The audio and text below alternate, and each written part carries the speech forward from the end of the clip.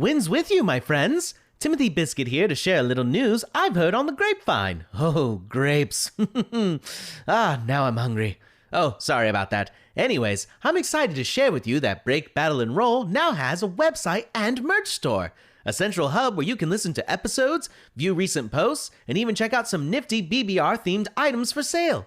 They've even got stuff with me on it. I know! I couldn't believe it either. Check us out at www.breakbattleroll.com. Uh-oh, it's time for me to go. I think the barkeep's about to start the show.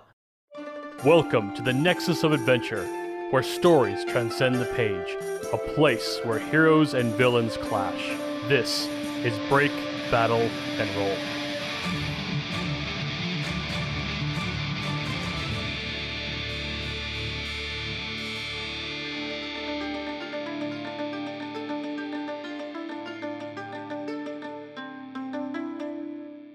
Welcome back, guys. It's once again time to break, battle, and roll. My name is Aaron Rollins. I am your dungeon barkeep, and I'm here with my three beautiful friends, starting with our number one Strangers of Power otaku, Chad Stafford. Oh, it's just the number one fan of the Strangers of Power, helping out his best friends named Sherman and Flower. It's your Bard Bird boy, Timothy Biscuit. Oh my god. Ooh, on the spot, Timothy, on the spot. Yow. Spicy. How about we talk about that player that is able to figure out the DM's secret weak point, Flowerkraut? I don't know what the hell you're talking about, but you just called me beautiful, so I'm ready to wine and dine that fey line. Oh, I'm not ready for this session, guys. You guys are way too, It's rowdy today. quippy.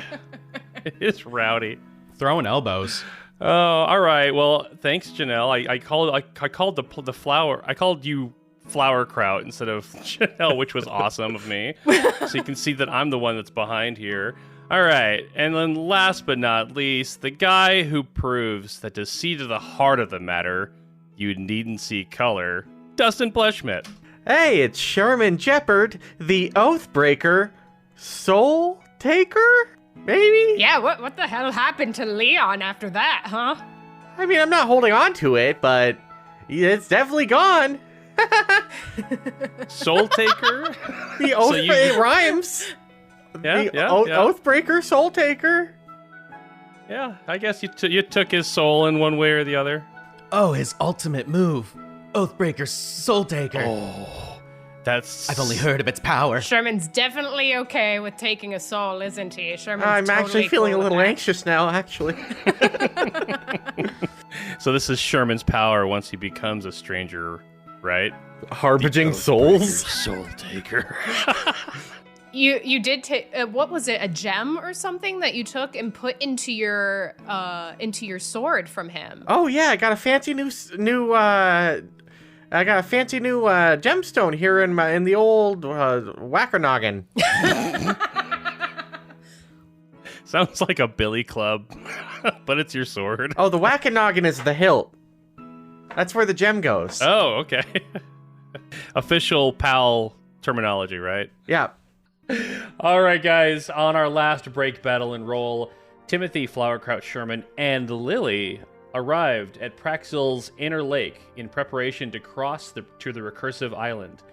Remembering a boat that was once used by the Praxilians, Lily begins searching the water's edge, while Timothy and Flowerkraut take turns climbing on Sherman's shoulders to get a better view for the boat, but to no avail. The four of them soon concede to simply having to swim across the lake, and Timothy finds himself a little unsure. So Sherman, at first, instructs him to gwab across the floor Like a frog. Wob. like a frog Wob. Bob. until Lily butts in, comparing the Kenku to a duck, and just suggests he sits on the water and kick. Flowerkraut wheeze across using shape water. Lily backstrokes propelled by the magical gusts, and Sherman doggy paddles, while the waterfowl deep inside Timothy emerges, and he floats across, all while globbing his arms out in front of him. I love the idea of a crow sitting perfectly on the water like a duck. It's so great. Row on the water, a bard that's in disguise. They climb onto the island and find the boat that Lily had mentioned there. However, it's waterlogged and long unused. She mends it back into working order just in case they need it later. And there on the recursive island lies the mausoleum of Sir Leon, Knight of Pal. The entrance immediately descends down a stairway further underground. Lily stops at the bottom of the stairway, noticing a Fey ward that wasn't originally there. Different colored vines surround a crystal on a twisted wooden pedestal, feeding a beam of light from outside. Timothy and Sherman reminisce the similarity to the Strangers of Power, relating them to the different colors, though it becomes apparent that Sherman's perception of their shades misses the mark. Nope, definitely not. Definitely not. No. Nah. The heroes test out different theories to disable the magical barrier, triggering 2 traps in the process. One creating a barrier from escape, and the other causing the ward to lash out at them. Sylvan whispers are heard in the room, and Lily translates for the rest. Bestow the wrath of the Fae. Using the blue, yellow, and black vines, the party is able to create a dark green crystal. The beam of light matches the color, and the ward fizzles. Onward, they descend a second stairway to the tomb of Sir Leon. In the back of the room, they find a map of Praxil etched into a large stone surface, displaying a magical green river of energy crossing under the island and intersecting their current location. Sherman searches the wall for a button or mechanism, while Timothy decides the entire wall is a button and throws his body against it. The wall slides back slightly, but before they can push further, a voice is heard behind them. I smell the Fae. Sir Leon manifests next to the tombstone, a ghostly visage of his former self. He confronts the party in trying to undo what he did for Praxil and attacks. Seeing Sherman's sigil of Tritherion, Sir Leon becomes enraged and deems the god a fraud. The Leonin Knight casts spectral chains at all of them, though Sherman's connection to Tritherion easily unbinds anyone affected. Flowerkraut takes aim at the tombstone and pummels it with her signature elderly blast. Lily and Timothy contribute to the effort as they see Sir Leon reacting to the damage. The 2 members of PAL duke it out, though Leon is unable to withstand Sherman's tried and true smite, sending the old knight's soul into the beyond. And that is where we left off. So, with Sir Leon banished, you guys return to the map and continue pushing it. The wall retracts and you almost slip forward because the ground below you kind of drops after a foot of this wall moving back. And then the wall just kind of continues on its own. And you see this pit before you. Ow. Looking down, as the wall retracts further back, you see a trench. It becomes revealed. There, about 5 feet down, is the exposed Fey line. Green swirling magic twisting together into a chaotic pattern. And along the walls surrounding it are stone glyphs. Here it is. Well, nothing keeping us, right? And Lily jumps into it. Oh, Lily! oh, all right. Ow! We're just jumping now. She jumps into it, and now she's standing inside this green energy, but she's like, why didn't it work? And she's looking around, and the Fey line's going right through her, but she's just standing there in this trench. Is that not what it's supposed to look like? You just walk down that, right, and it gets to where you're going, right? Is that how this thing works? Yeah, Like a tunnel, highway? I thought that's how this works. And she's looking around. She looks confused. He just tossed the Fae in here, and they went to the Feywild. Why is this not working? And you see her kind of hop back up onto the ledge that you guys are up on.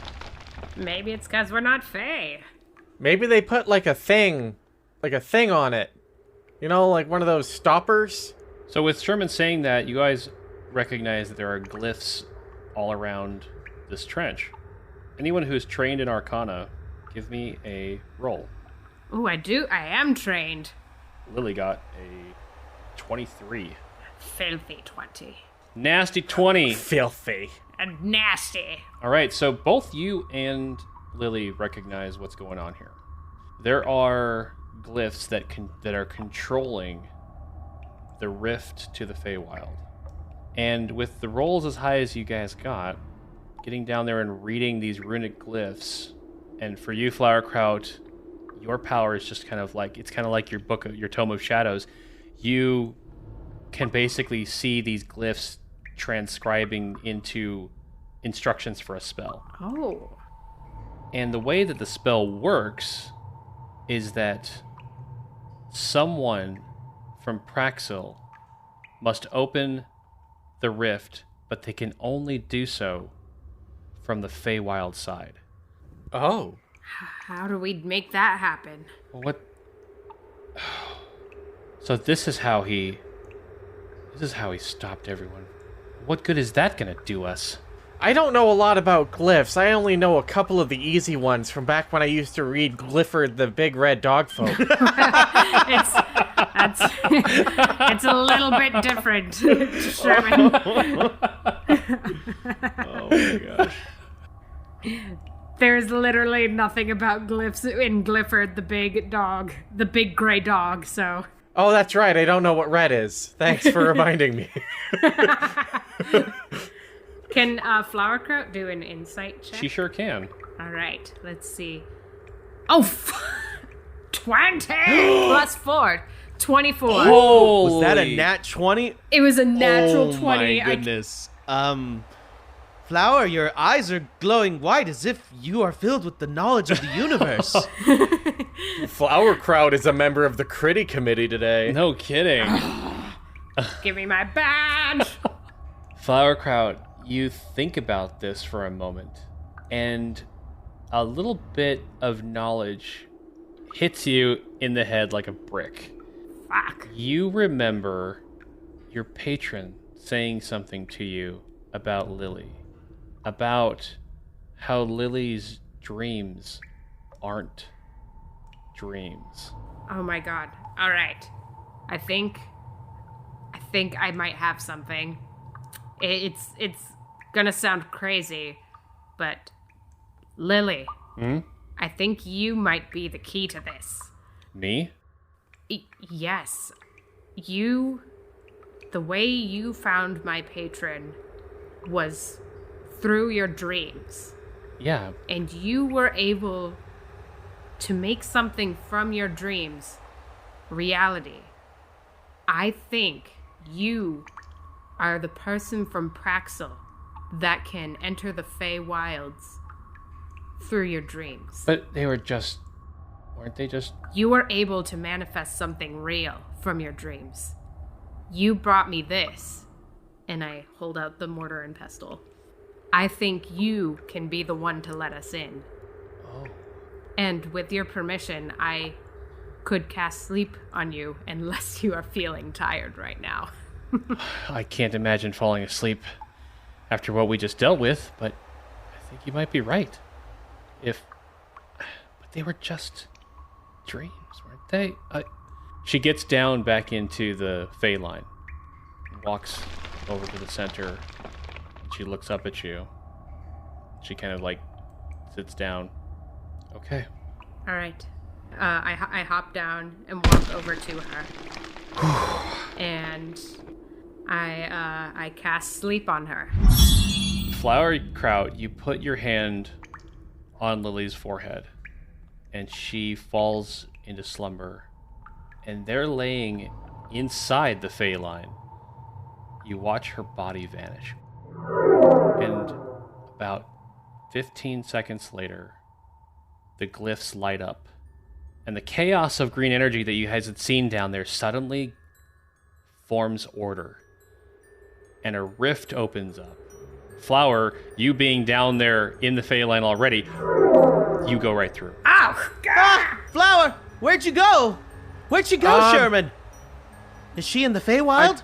Timothy, remember when you ran at the map? Yes. I grab Timothy and I jump into the Fey line. Whoa! You step through, and you feel yourself being wrapped in emerald energy. the air becomes heavy, and the scent of flowers and pollen that you've been smelling on Praxil this whole time suddenly become more profound. Your feet feel no ground as you drop out of the Feyline onto a patch of lush grass, sporting the longest and silkiest blades you've ever seen. Above you, you see the other side of the Feyline, its patterns more controlled as before, and beyond it, the base of an enormous tree, the roots stretched over a hollow trench underneath it where you now lay. Standing there next to you is Lily, and she has her hand up, and she's touching the rift, and she's smiling at Flowerkraut. And I smile back. You guys stand up and walk out from under this tree. Your eyes are met by a verdant landscape. Trees far beyond the size that you've ever seen in your life. Flower petals in vibrant colors that are hard to name. Lights dancing in the air above you. On the ground below, a root system courses through up and down below the earth, creating an intricate system that only your imagination can envision how far they spread. As you step out from this tree housing the rift in to the Feywild and the material plane, Flowerkraut, you hear a voice in the back of your mind. Welcome to Feywild, my Flowerkraut. You feel a presence that can only be explained as two senses, touch and smell. It's that familiar scent you've often wafted from the mortar and pestle. However, it radiates through every nerve. And suddenly, your vision is seemingly handed over to an avian, and your body, while unmoving, leaves your sight. Your sight soars high above. You see the vast Feywild expanse. And the three of you stand upon what you can only describe as a mirror of the island Praxil. The Gestaltian sea, however, is missing.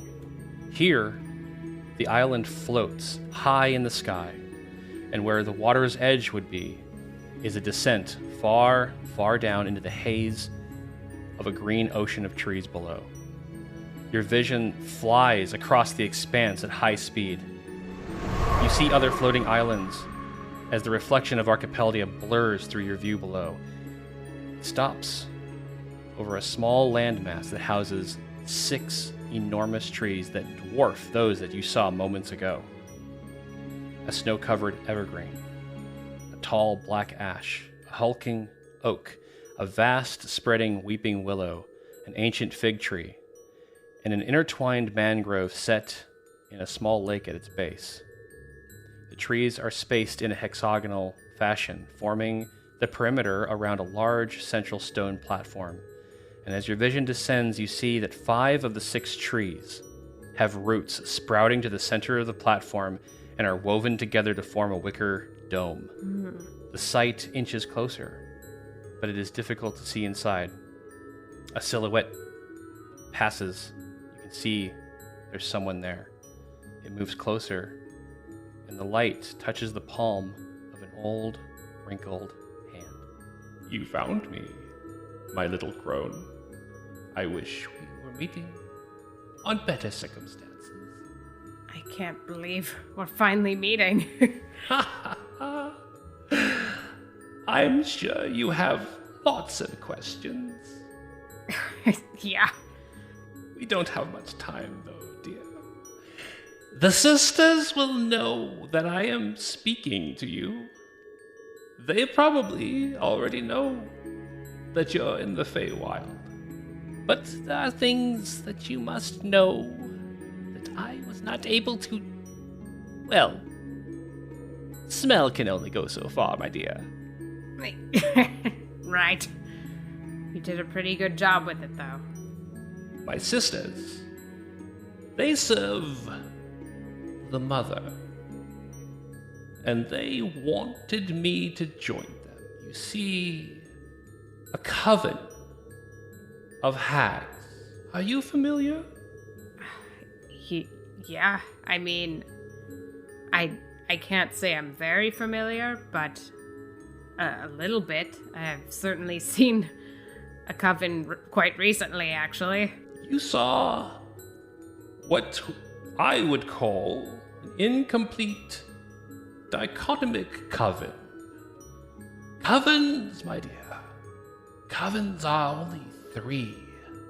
There are 5.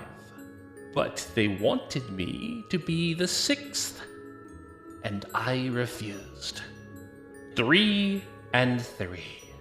2 covens to complete the mother's plan. Without me, they are incomplete. And so they've trapped me here. They have bound me where I cannot do much. Were it not, my little crone, I made my pact with you long ago, and there is no magic that could break that. But the 5 hags, they're your sisters. We call ourselves sisters.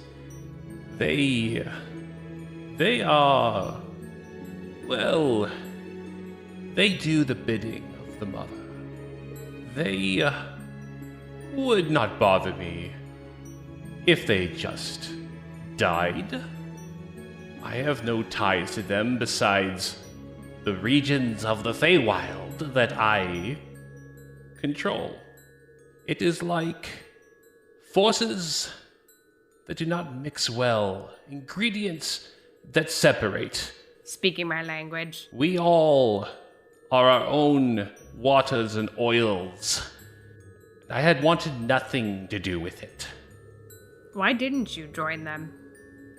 Because I have been to the material plane, and I have seen Archipelia with my own eyes, and I felt that the balance there was just right. They feel that a shift is necessary. Besides, they're a bunch of backstabbing bitches anyway.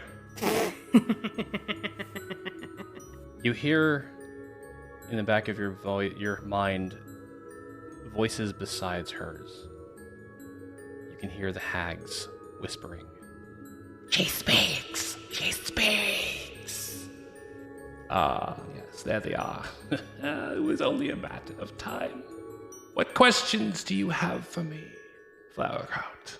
I think right now, I just have one. Why would you pick me? Why would you be my patron? Because, Flowerkraut, you've used my name. Your name. You are speaking to Baba Yaga. Oh.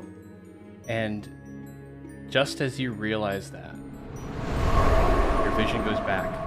You feel this magical connection, this communication with her cuts off. Oh. However, you feel a little bit of weight sitting on your shoulders that wasn't there before, and you look down. You see a cloak made of tattered hides, many different skins, different creatures, some you can't even identify, resting on your shoulders. Oh. Flowerkraut kind of eyes it, and like she wasn't wearing this before. And you hear this last little distant, A parting gift, my dear. Thank you. And am I back with everybody else now? yeah, you're standing there wearing this cloak. And the area around you guys, as you guys had noticed that Flower kind of went into a trance for a moment. Oh, yeah. And the area around you begins to light up as these dancing lights in the sky grow brighter, and they begin to chime. And the wind passing through the glade strums the blades of grass at your feet, and you hear this song being sung, and an unseen beautiful voice singing. From seed and sorrow to bone and marrow, and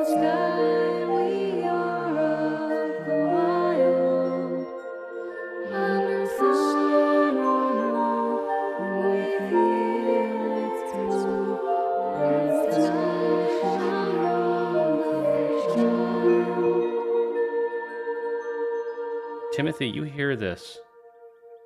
It radiates with you. Oh, do you all hear that? You all hear this. Yeah. And Flowerkraut, you know Yeah. this song was a gift from Baba Yaga. And Timothy, you have learned the song Feychild. Feychild gives you an additional use of bardic inspiration each day. However, when you use this song, you can target a number of creatures equal to your proficiency bonus with it, all in one bardic inspiration. Wow. No way. That's dope. That is dope. Timothy, you are feeling pretty much at home, strangely enough. You feel this strange connection with the Feywild because you've got a nifty new feat now, don't you? Oh, I have been touched heart, mind, and soul by the Fey, and I am now Fey touched, as it were. Ooh. Explain me that. I'm so curious. Yes. So what this does is it allowed me to increase my charisma score. It allows you to increase either your intelligence, wisdom, or charisma. I chose charisma. It allowed me to learn Misty Step and one additional first level spell of my choice. And each of those I can cast without expending a spell slot once. Wow. Wowee. That is awesome. So suddenly, I guess maybe you just see Timothy like poof into a puff of feathers and then re-poofs somewhere else. That's actually a really cool effect. Very Nightcrawler-esque, but instead Yeah. of stinky smoke, I leave behind little feathers wherever I go. Flowerkraut gathers all the feathers and puts them into the satchel. Like, I must make a feather fall potion. Yeah, keep doing that, Timothy. I'll get so many feathers. I wonder why you would ever need to do that. It's not like it's ever been a situational issue or something that we've talked about openly.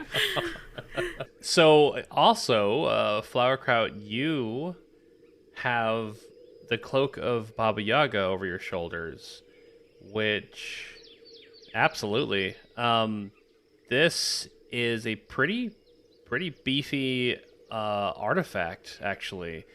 So, first off, it gives you +3 to your AC.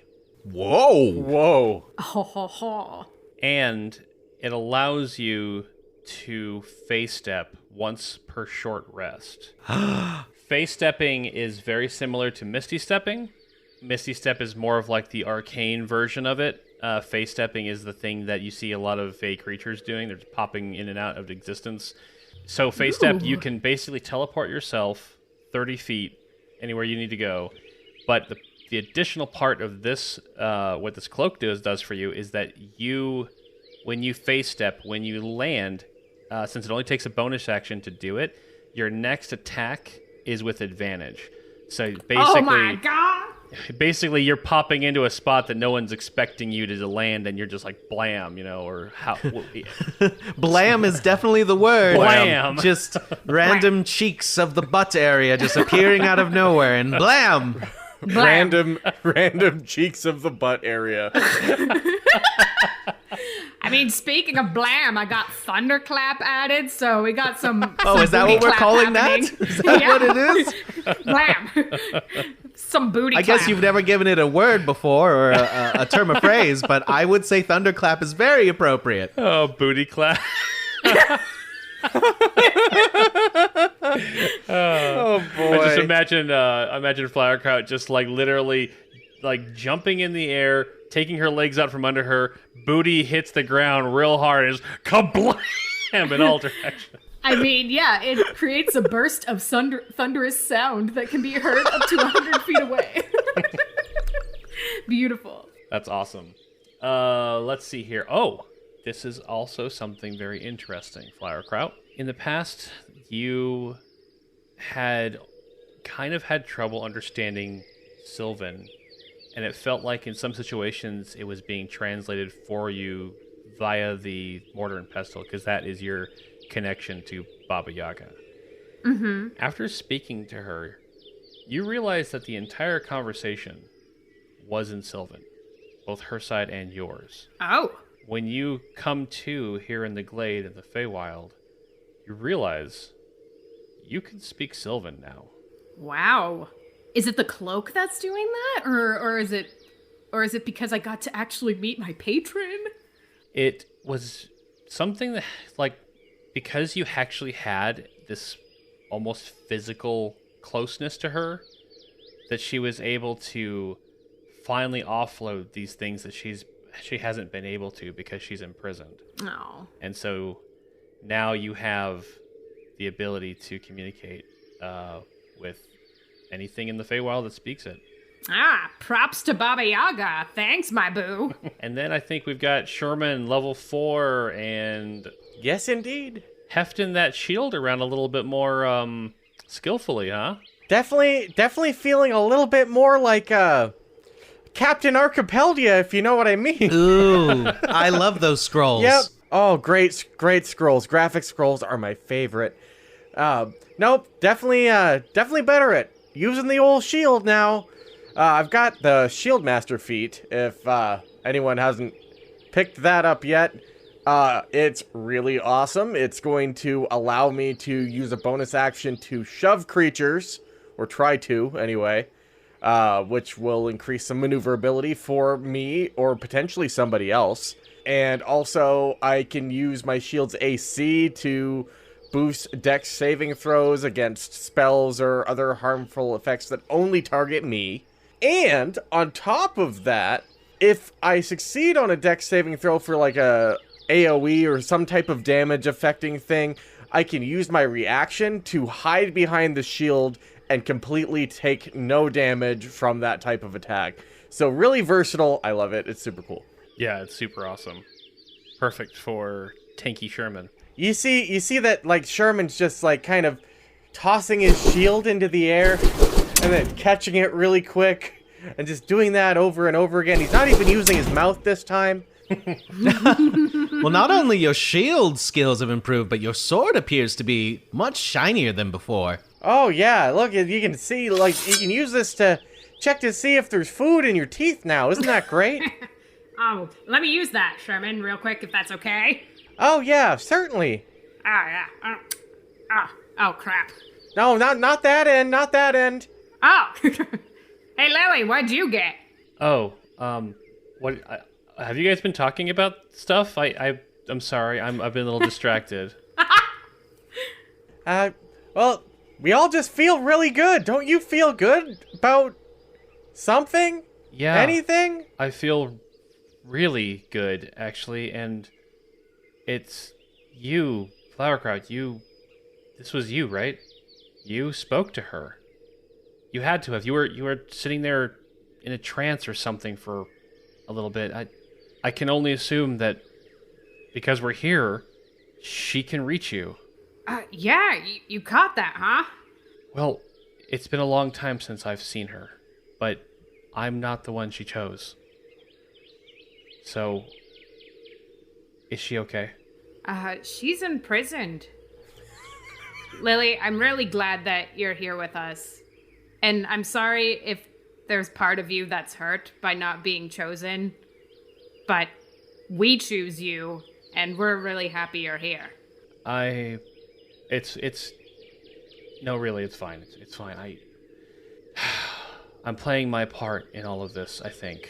The people of Praxil need help.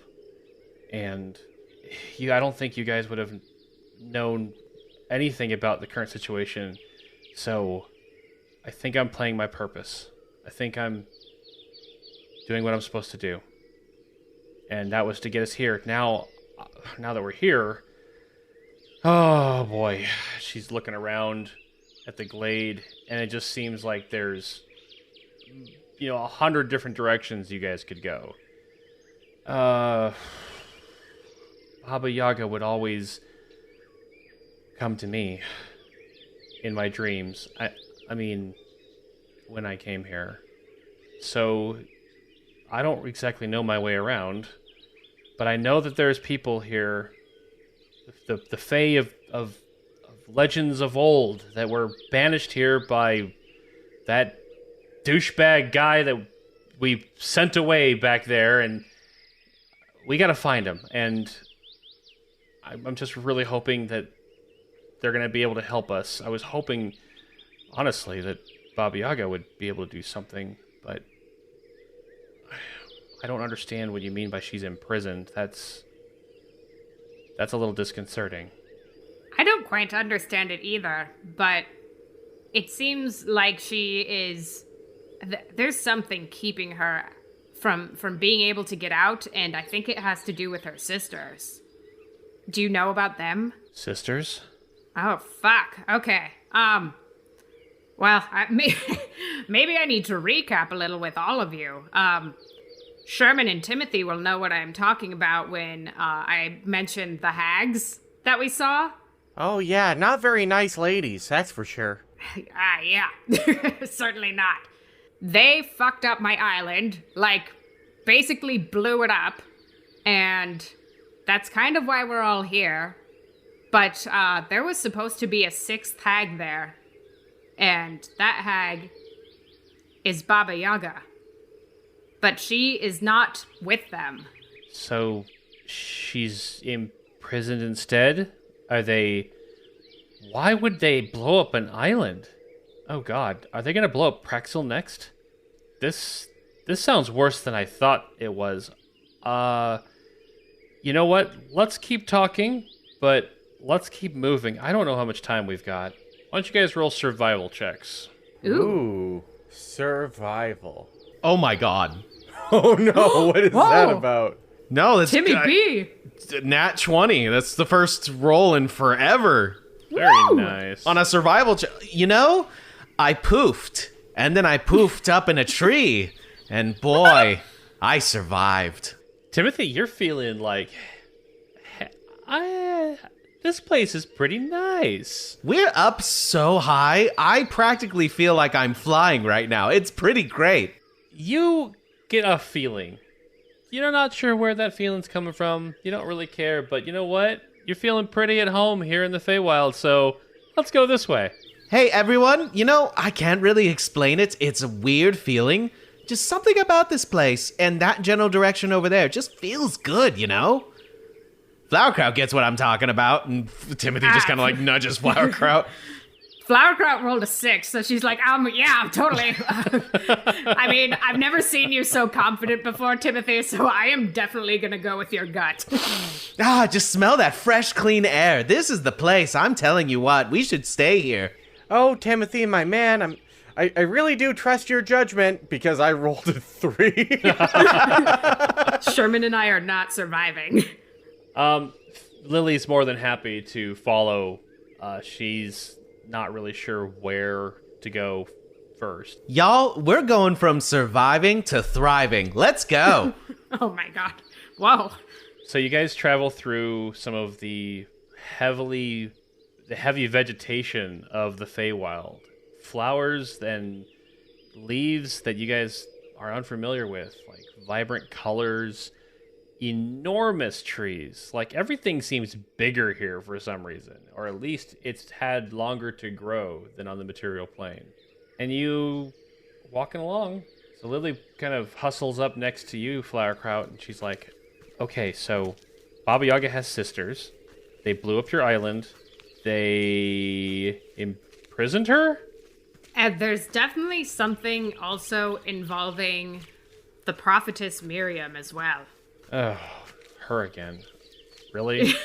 Oh, okay.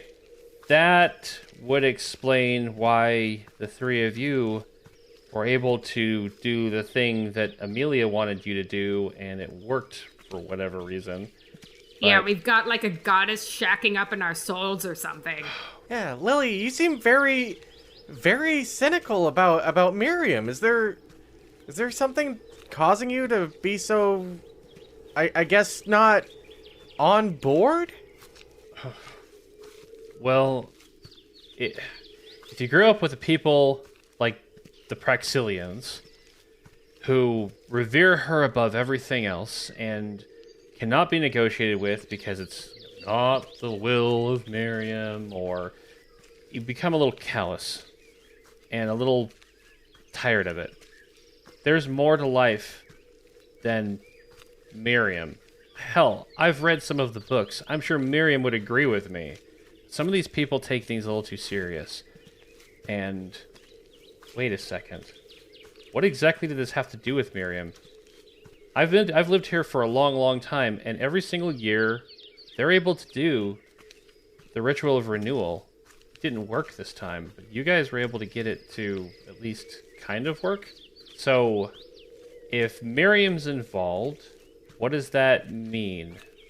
Well, I know that once the hags got together on my island, they took out a star, the one that Amelia pointed out during your guys' ritual. And the star, is that Miriam?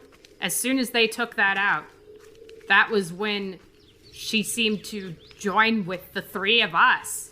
Prime Star.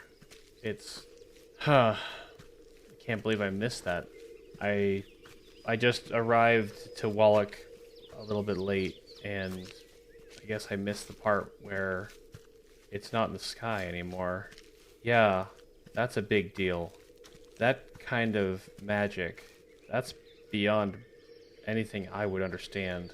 I think that while Praxil is in trouble, I think Archipelagia is in trouble.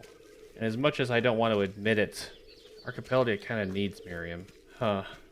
That's kind of the sense we were getting too. Well, I guess we take one step at a time. We got to do what we can for Praxil, and maybe I can help you figure out what we can do for Archipelagia after that. Hell yeah, Lily. I mean, like, I know we're chosen and all that, but we're we're just kind of as in the dark as most people are about this whole thing. So, we're happy to have you. So you guys continue walking for a bit. Lily seems a little impatient as she's looking around and she's trying to see any kind of signs of life beyond just the little skittering wildlife that run out of your way as you're making your way through the Feywild. And you all walk into a clearing where it looks like if you kept going straight, you'd have to climb up a bunch of vines because like a network of trees and branches have kind of like intertwined with one another, and you can see that there's a path forward, but it's hard to get around it unless you guys completely change direction. Which, to you, Timothy, no problem. We'll just change direction because you still really have no idea where you're going. You're just following your heart right now. And as you guys just, sit there and ponder for a second which way to go, up at the top of this like viney, moss-covered rise, you see green and brown leaves shifting around. And then it intertwines and forms and turns. And you see the wet figure of the seaweed-haired hag. Oh, fuck. She looks down at the four of you. So this is who trifles with the work of Laminaria. A bunch of bumbling adventurers. I'm sorry, we don't bumble. Hi! We maybe mumble, but we don't bumble. Well, you must not bumble because you somehow broke my ward and figured out how to pass through the Feyline. Barely even able to cross a damn river, yet here you are. How dare you? Oh shit, she was the one we saw before in the water when I thought it was Brandon coming to our rescue, but no, it was her with a wave. How dare you impersonate someone as wonderful as Brandon? You'll pay for this! I don't know. Did you by any chance see a javelin anywhere, when you left? Because I kind of would like that back. Oh, I think that Flay's using a javelin now. It's quite effective. You know what? It's only about as good as the wielder. Just keep that in mind. I suppose I underestimated you, or perhaps you just aren't very good with water. I don't know. It doesn't really matter. Here you are. That flimsy ward that the Praxilians are hiding behind is going to come down soon, yet here you are. How foolish. Soon, my fleas will get exactly what they're looking for. They'll carve up all of those town folk and pave the way for me to collect their souls. But I heard you. She points at you, Flowerkraut. You spoke with the Baba. And you wear her cloak. Yes, you. It would appear that Mother has paved a new path. She has brought you to me. She will envelop you.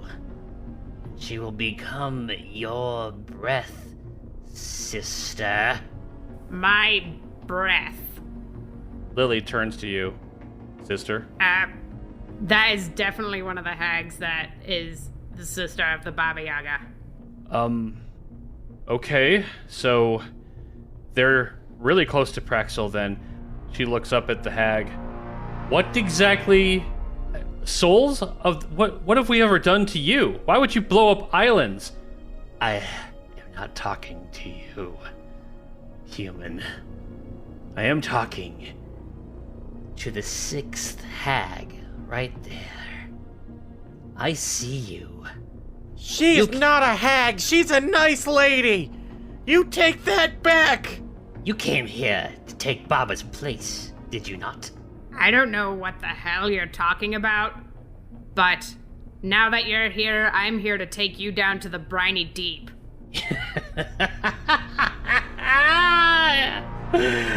I live in the briny deep. You will complete the hexad. You won't have a choice in the matter. And if you will not come with me now, then I will have no choice myself. You can stay here, away from the Praxilians that you so desired to keep alive, yet abandoned. And you will face my flays once again. And the hag raises her hands above her head, and you see something that catches you off guard a second. A white glow radiating in her midsection. A glow that you're all too familiar. The glow that came from the Bay of Adristia. The white essence of Miriam that was consumed by the five hags. All except for that forgotten moat. That moat that now rests in each of you. The energy flares, and you see rifts open all around her, and more insect-like creatures drop out. 4 prey mantis flay warriors, like you've seen in the past, and 2 lumbering centipede-looking creatures.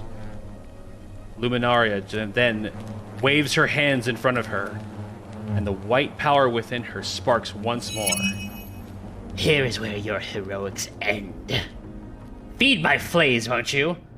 I have an island to harvest.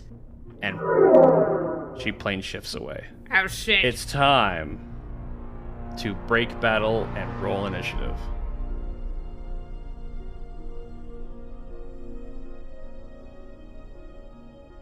Yo, Timothy, can you pass some of that confidence to me? Oh, I'm going to pass along all the confidence that I have in my body. Yeah, silver lining. At least she didn't say make my monsters grow, am I right? Oh, oh, Sherman, you and I are going to go on the next tour for Strangers of Power. Mark my words. If we can get through, when we get through this, that's for sure, my friend. Hey, my just God. gotta have stuff to look forward to, I guess. I rolled a 14. I got a 12. That's a 10 for your boy. So we got 2 centipede-looking like creatures, and how many of the bumblebee guys? So there's 4 of the flying guys that you guys have seen before, and there's 2 of these centipedes that you've never seen. Cool. Sherman clocks the one that has his javelin, and I'm like, you give that.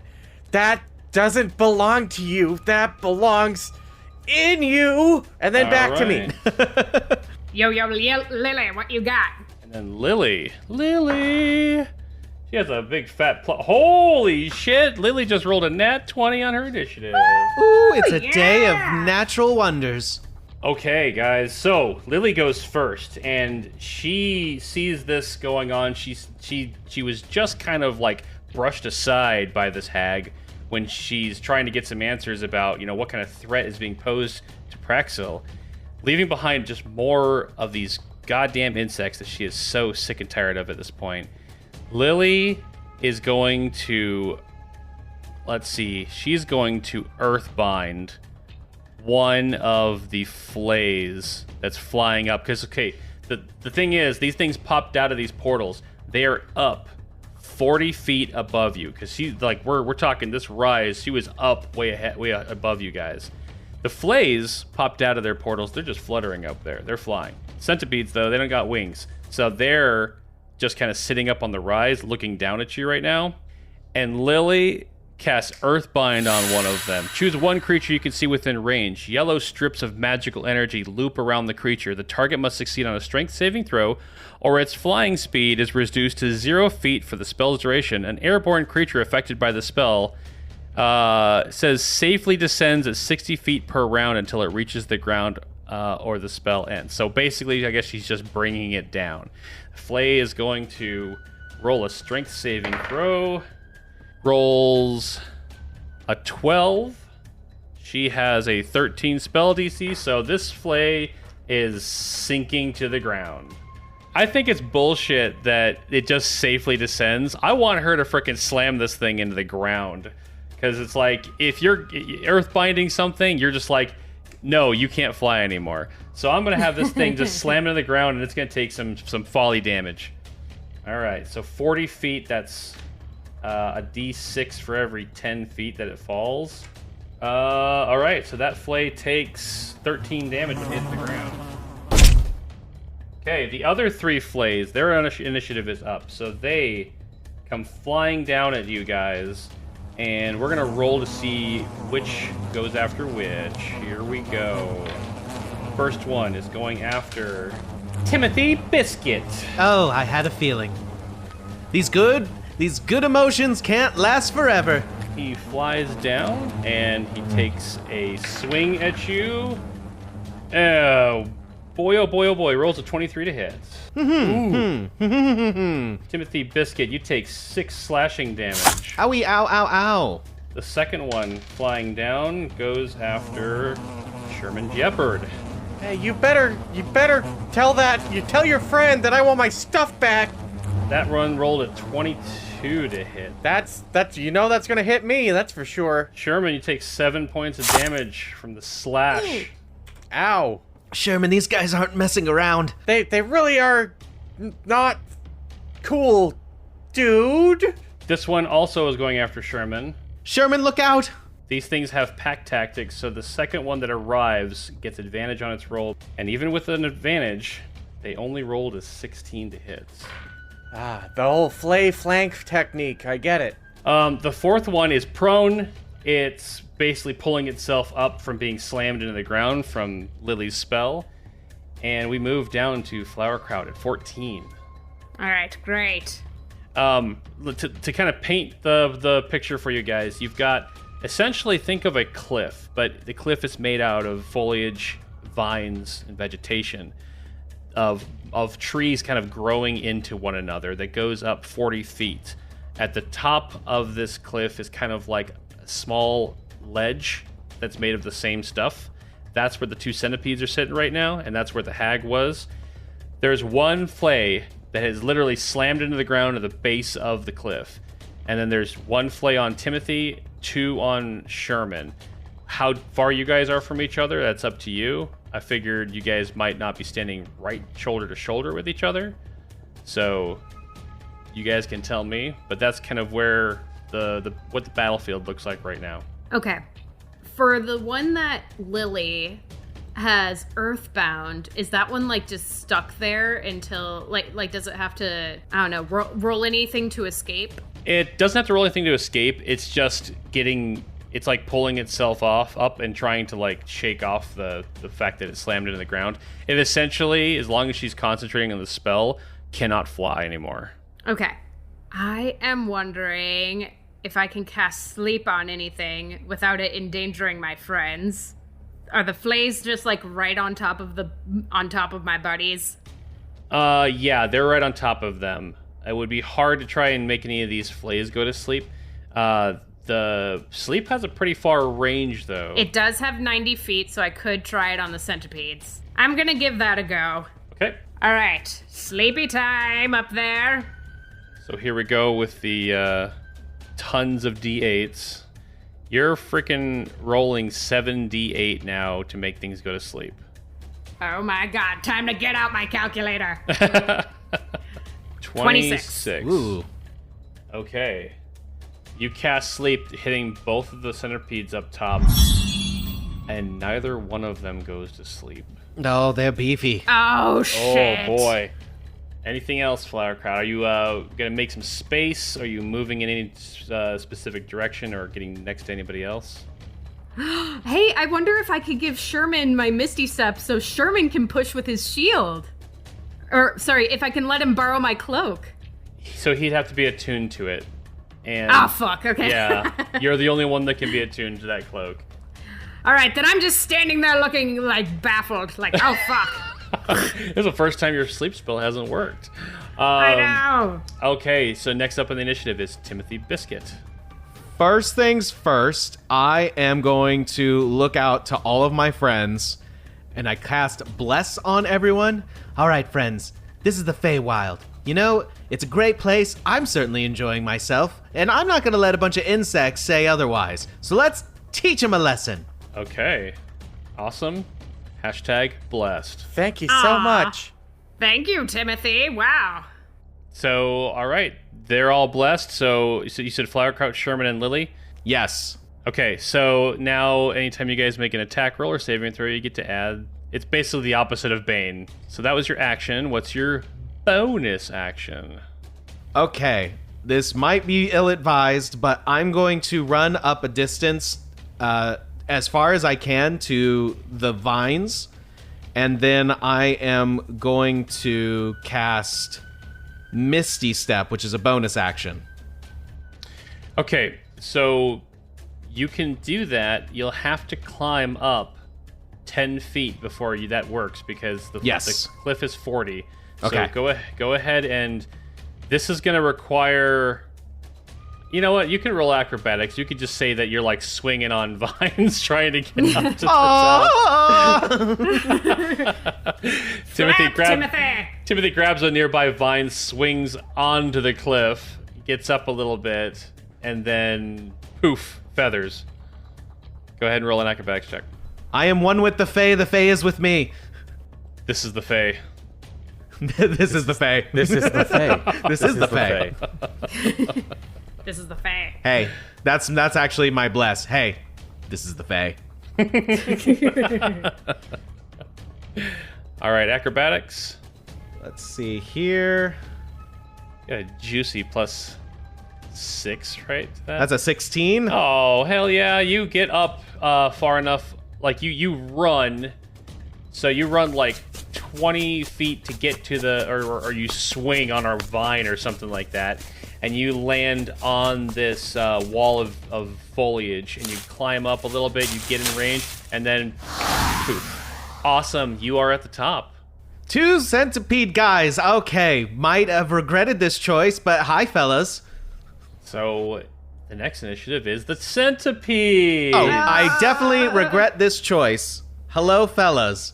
You poofed up there, so they didn't necessarily see you coming. So they might not notice that you just arrived behind them.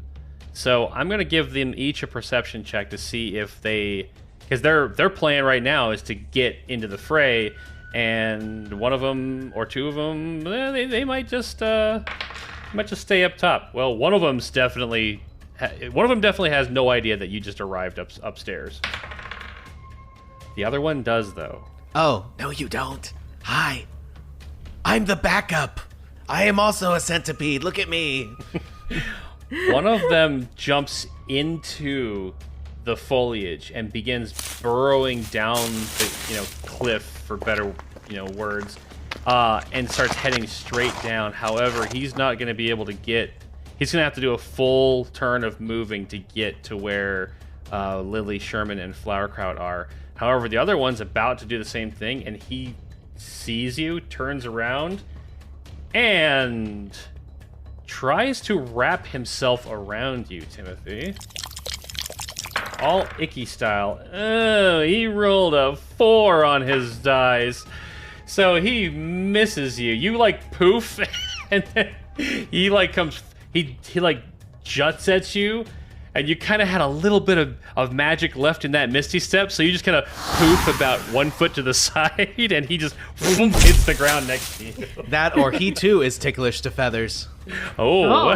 Ooh, the tables have turned, my good friends. Oh, I have so much belly. Oh no, don't do it. It can talk. I used to have the high ground, and now you're up here. It is Sherman's turn. All right, so it's Sherman's turn. Which one of these flays has my javelin? The one that's on the ground that Lily just slammed into the ground. It just, by chance, has your javelin. Well, I'm gonna go take my javelin back. Well, you gotta get to it. You are right now being flanked by 2 flays. Oh, well that would be counterproductive, wouldn't it? Yeah. To just run away at this point. You can get it from its corpse, Sherman, after we kill them all. Did Flowerkraut hit either of these ones? Or no, you cast sleep. That's right. I asked up my total turn. It's okay. Usually when you ask things up, you do really well. Good. It's usually good. Oh, you know what? You're right. I stank up my total turn, but not in a good way. Flowerkraut, don't feel too bad, okay? I'm gonna, I guess, push the silvered longsword I have into attack mode. What the fuck? Okay. Did you just form blazing sword like Voltron? I'm gonna attack the right side flay, the one that right missed. side flay. Okay. Yeah. All right, here we go. And I'm blessed, so this is gonna be extra D4. Yes, it is. Hold on a minute. This is extra math. I'm smart boy. 13? I rolled pretty bad. Oh, 13 will not do it. You hit it, but it's got some of that natural like chitinous plating on it. No.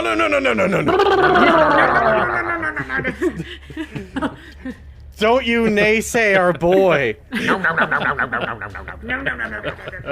You missed again. Oh, what the fuck? Hey, I tipped you, buddy. All right. Oh man, I need to create some distance. I'm gonna like try to shield bash the other one that's on my left side, and knock it on the ground. All right. It is gonna choose to use strength against your strength. So Okay. let's do this. Throw down. He rolls. Oh shit! He rolls a 21. Oh damn it! I only got a 17, Oh, and that's with my bless. What a standoff! This guy rolled a freaking 19 on the die. Ah, so. jeez. Oh man, he's just pushing back so hard against your shield, and he looks back over his shoulder, and he sees that your eyes are locked onto that javelin over there, and he just, as he's pushing your shield, he kind of turns his head back, and he just shakes his head real slow. No. All right, that's Sherman's turn. We're back up to the top of the round with Lily. Lily, do something. We're all counting on you. She's gonna shillelagh her staff, like the badass that she is, and she's running in to smack one of them that's on you because she sees that you are outnumbered right now, Sherman. So here comes A shillelagh. Oh, you hate to see it. That's a 1, folks. Oh no, she's gonna hit me. No. Here Ow, we don't hit go. This is Lily's D6. This is the DM's D6. She hits Sherman. I knew it was gonna happen. That is bad news, buddy. Oh, well, the good news is she only rolled a 1 on damage, so you take 3 bludgeoning damage from her shillelagh. Ooh, Sherman has a horrible flashback to a rolled up newspaper. Oh, I'm so sorry, Sherman. I was trying to hit that one, but he's moving around you so fast. I can't. I'm sorry. Yeah, she just she feels so bad now. It makes kind of sense because, like, I imagine she was aiming for the one that Sherman went to shield bash, and then, like, they moved each other just enough to where she struck Sherman instead. Like, they break away from that push on each other, and, like, it slips to the side, and she comes down with the staff and just whack.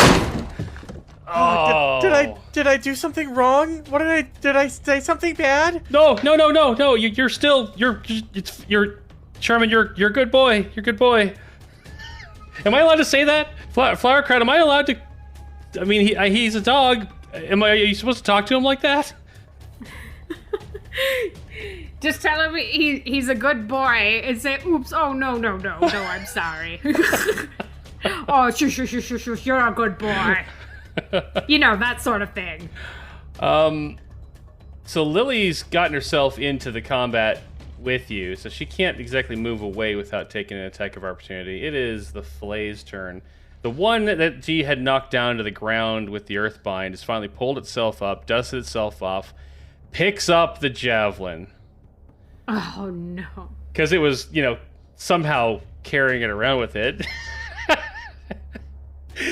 And it doesn't know that Sherman wants it.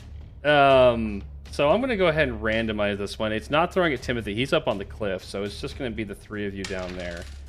He's going to throw... Wow. Sherman, you're in luck. Your javelin's coming right to you, buddy. All right, maybe I can catch you with my teeth. Well, it misses with a whopping 13 to hit. Give me a dexterity saving throw, not one with your shield. With my mouth. With your mouth. Dexterity mouth saving. What the hell? That's an 18. Oh my god, Sherman, you catch your javelin with your teeth. Triumphant! Yay! I mean, triumphant!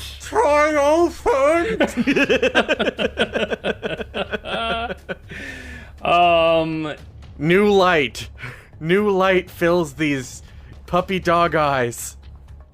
So, I realized that I totally forgot there was a flay attacking Timothy last time, and Timothy just took off running, but because he used phase step in the turn, we'll just say that you just were kind of blinking in and out of existence as you got up the cliff. Part of it was you running, part of it was you blinking, so that one is confused because you were there a second ago, and now there's just feathers, and so it turns, and it's actually going to go after Lily. Also, don't forget, you can roll that bless on saving throws, too. Oh, yeah. This thing comes up, and it hits Lily. It rolls an 18 on the die, and Lily's going to take only 3 damage. Not bad, not bad. Okay, but now you've got 3 flays in the phrase with Sherman and Lily. It is now the 2 that are already attacking you, Sherman. They're gonna continue to do the advantage attack because, well, that one missed. Fuck, that was with advantage too, because they've got the pack tactics, and the other one's gonna roll with advantage. Here, I'm gonna roll them both at the same time rather than just keep rolling the same one. Both miss you, Sherman. Holy shit! It's because of the javelin. It's the javelin. Oh my gosh, Sherman, you're like shaking my head around. Yes, exactly. You're like spinning around. You've got the shield, the sword, and the javelin. And you're just deflecting all these shots at the same time. Flowerkraut, it is your turn. Oh, yeah, man. All right. Anything near me that won't, let me hit my pals? I must always check. So there's the flay that just threw the javelin, and it's standing over by the cliff. It still can't... Oh, she's got to roll a concentration check to see if it can keep it from flying. Oh, yeah, it's fine. She's still concentrating on the Earthbind. It's standing away from everybody else. The other three are, in a big circle, basically, with Lily and Sherman kind of, back to back at this point. Okay. So I just have to pick one so that I don't hurt anybody. Yeah. All right. It's time for Elderly Blast. Oh, boy. You love to hear it. Oh, man, you love to smell it. Oh, centipede, get a load of this. This is gonna be great. Listen, I know we're enemies, but you gotta see this. This is gonna be hilarious. Timothy's got his arm over the centipede as he's looking over the edge and I've never gotten a bird's eye view before. Well, I always have a bird's eye view, but I've never gotten this high up. Oh my god, that's a fan art moment.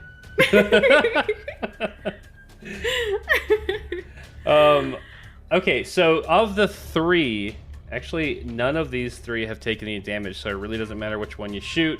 Go ahead and roll your Elderly Blast. All right, cool. All right, 16 plus 5, so I got 21. Oh, goddamn, you hit. All right.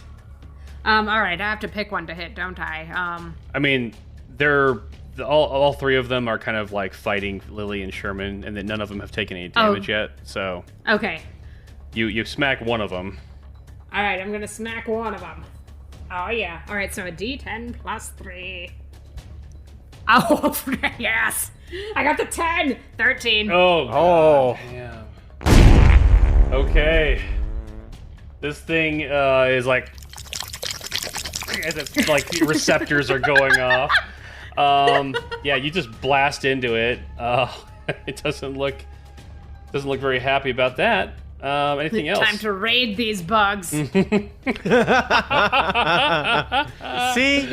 it's all right, Lily. Sometimes you whiff on an attack, but Flowerkraut whiffs on every attack, whether she hits or not. Wink. Sherman should be I have to wink. Here. I got something in my eye. Sherman, she's firing into a melee. All right. Anything else from Flowerkraut? You gonna kind of keep your distance, keep it range? Sorry. How much movement do I have? Oh, you have 30 feet of movement. Okay, with my bonus action. With just your movement, so you've got action, bonus action, and movement in every turn. Okay. Oh, yes. I'm a little bit nervous about the centipede that's gonna pop up. Eventually. So. Do you want to put some distance between you and that cliff that it was burrowing through?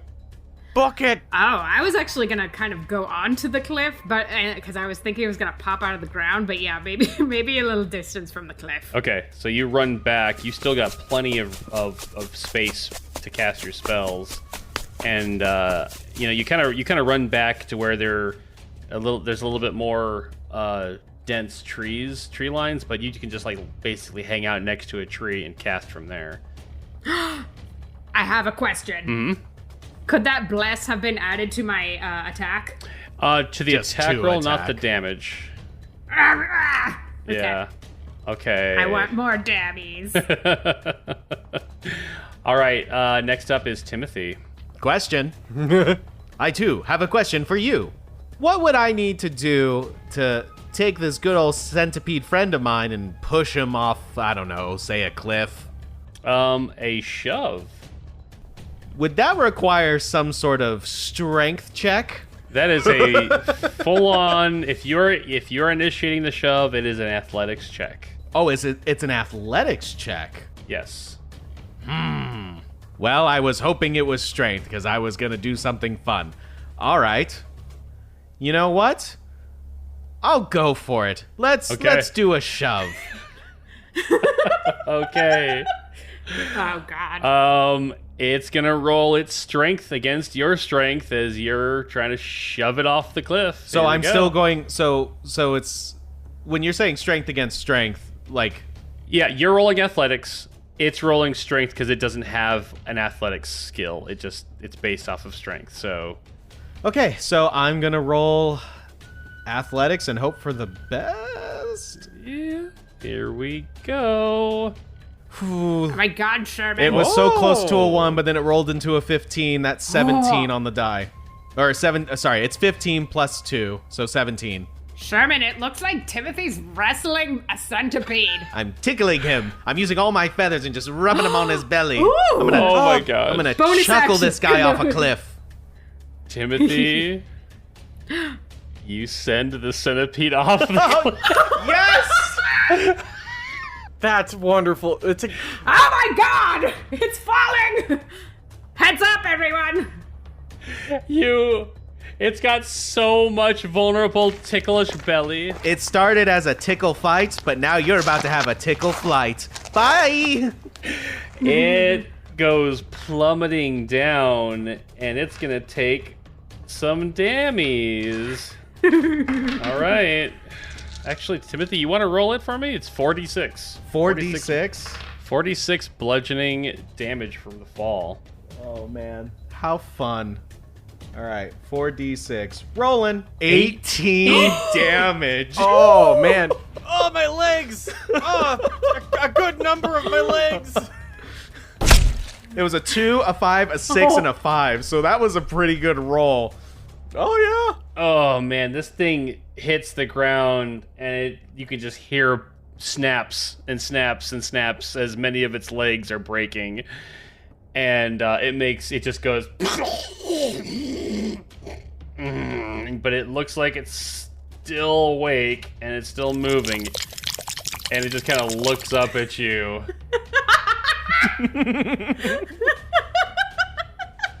Oh my God, his confidence! Flowerkraut just sees kind of like sun beaming behind Timothy Biscuit. He's like, wow. The wind is just like rustling his feathers as he's standing there with his fists on his hips. Hey, Timothy! Yeah. The Fae looks good on you, boo-boo. Ah, man, I'm having a fey of a time right now. All right, anything else? That was your action. It will require probably some acrobatics to get back down, I assume. Yeah, I mean, you could probably find a vine and swing down, which would make your descent faster, but it would take an acrobatics check, and so that's if you want to come back down. I don't have a whole lot. I don't think. Well, actually, you know what? I do have stuff that is 60 feet. So you know what? The high ground feels good. I'm staying up here. All right. Next initiative is the centipedes. This one pulls itself back up onto, the 62 legs that are still working. Ooh, so many blown out knees. Ooh, I feel bad. You'll never play soccer again. And it is going to get some revenge. It's going to start burrowing back up the cliff. Oh, round two, But- baby. I'm ready. But it's going to take its full movement to do that. And at the end of its movement, you see it pop its head back up top. And it's just like staring at you.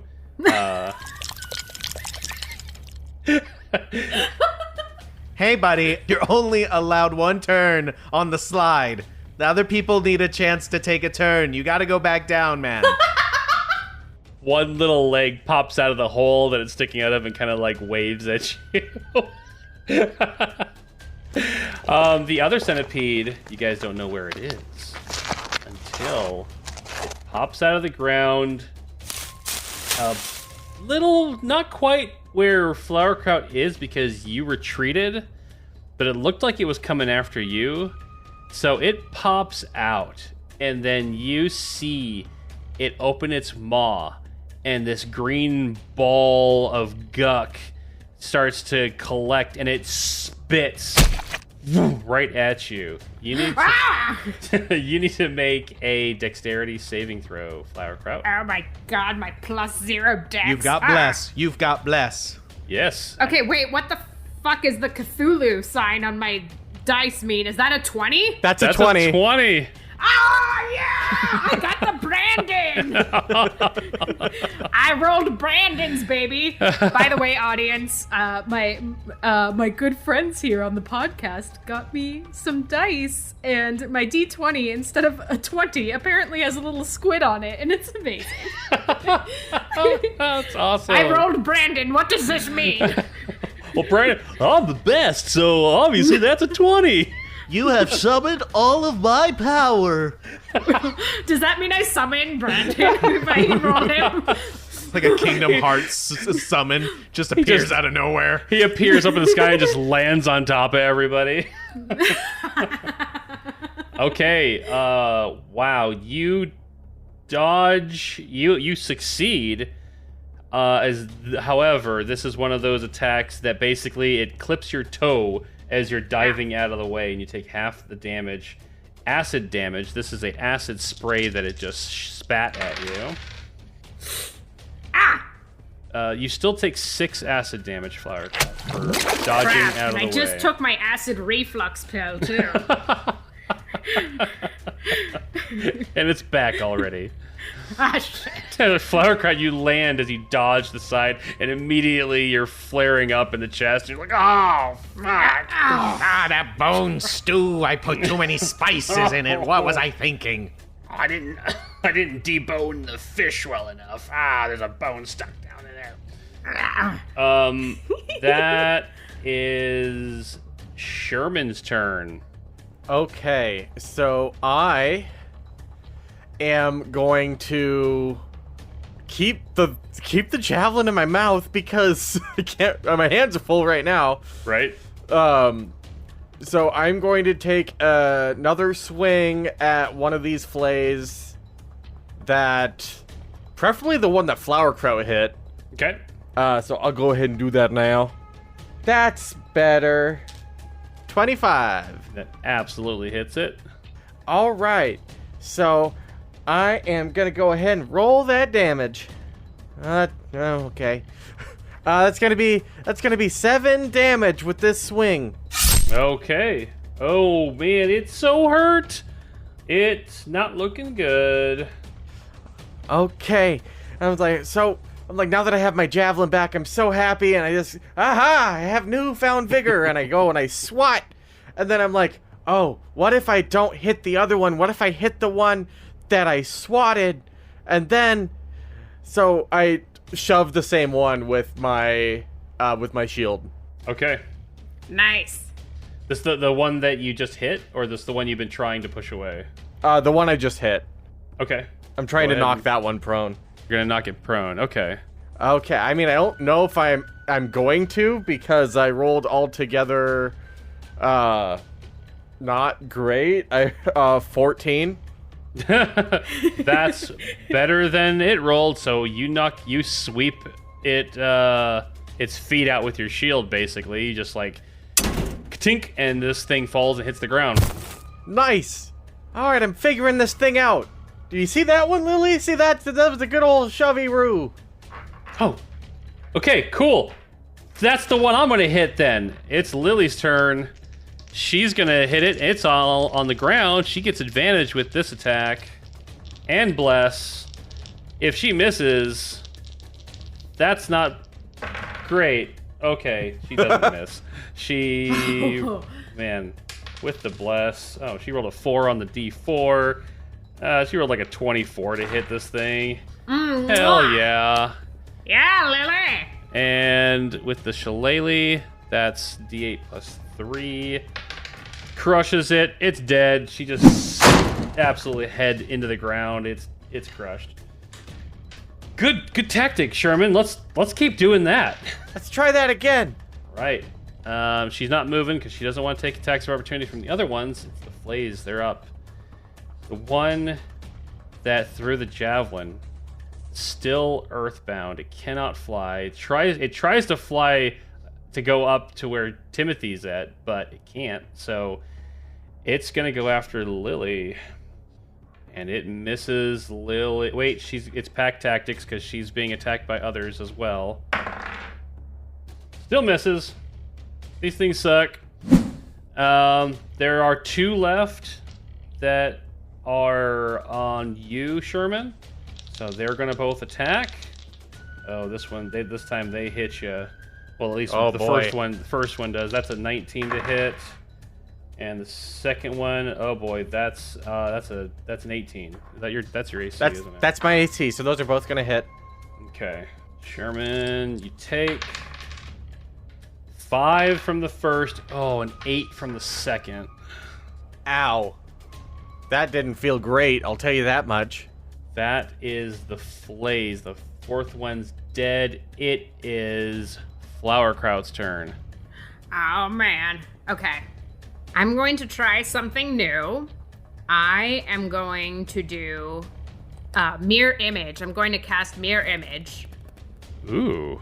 And that creates 3 illusionary duplicates of myself. Okay. And until the spell ends, the duplicates move with me and mimic my actions, and it makes it impossible to track who's the real one. Oh, Kagebushin no Jutsu. Here we go.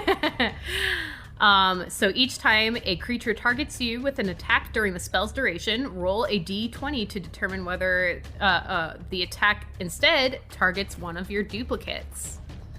Okay. So, yeah.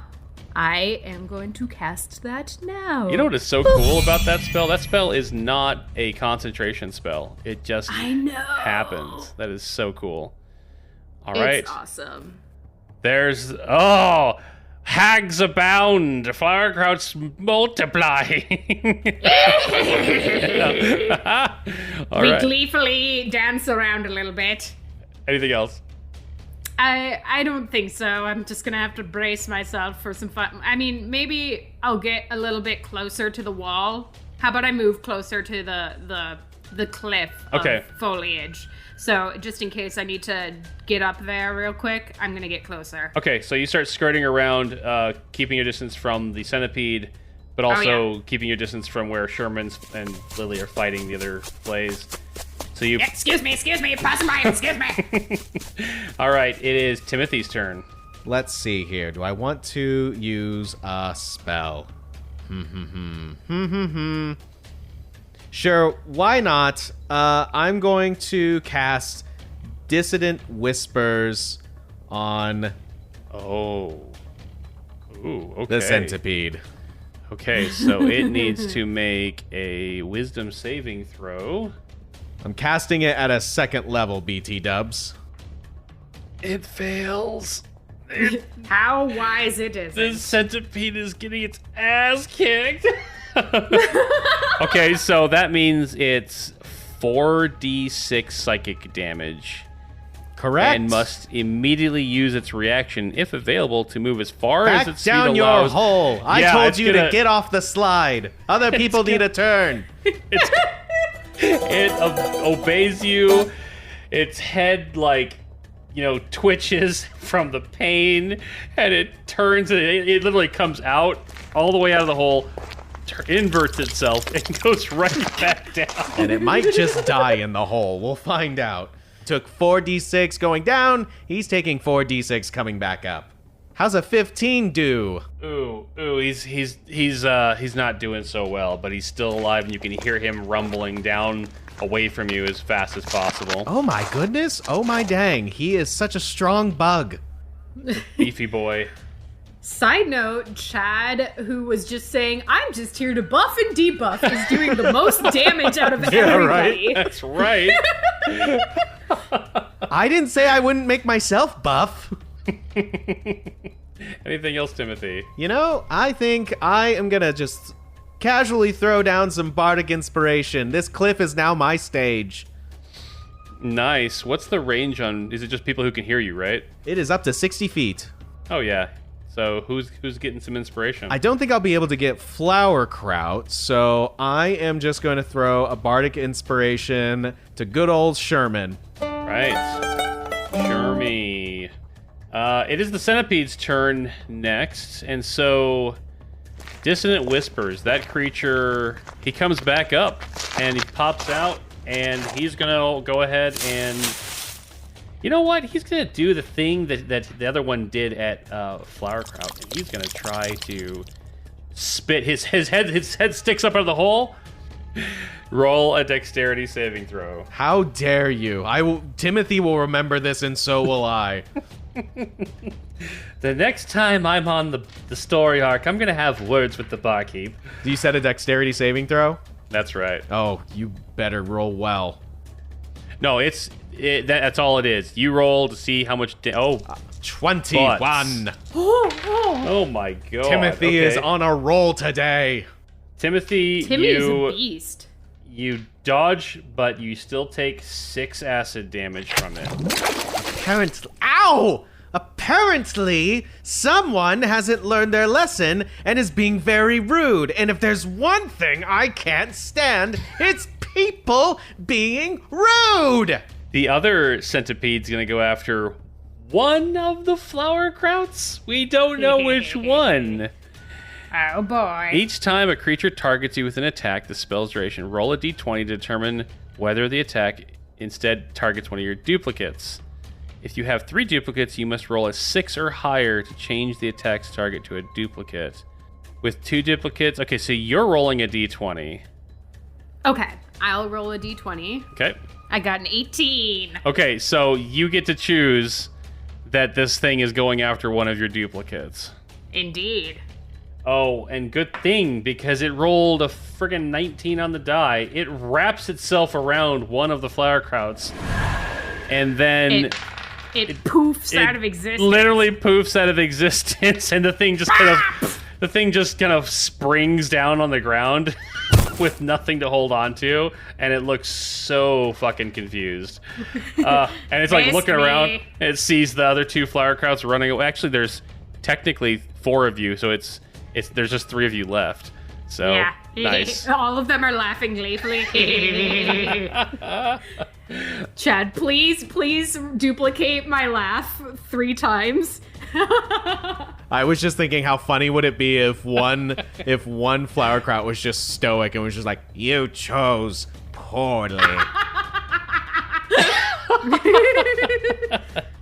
You fool. Oh, it is Sherman's turn. Okay, yeah.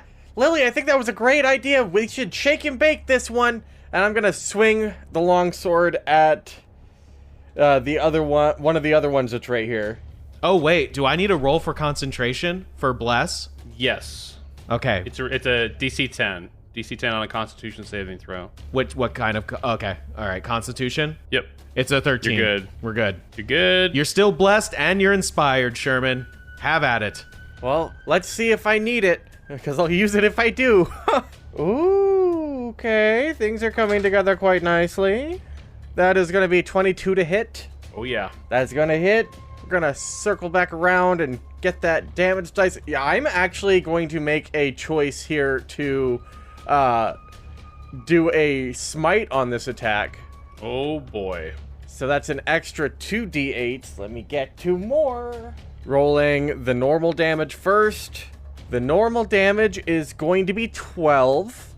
So I'm going to remind you as well that Timothy's Bardic Inspiration is awesome and can be used on damage if you choose. Okay, I might. So tell me how bad you kill this thing. How much? Because this one hasn't been hurt yet, but I can only imagine with one of Sherman's smites, it ain't going to be around long. So that was an additional 10 damage, radiant damage from the smite.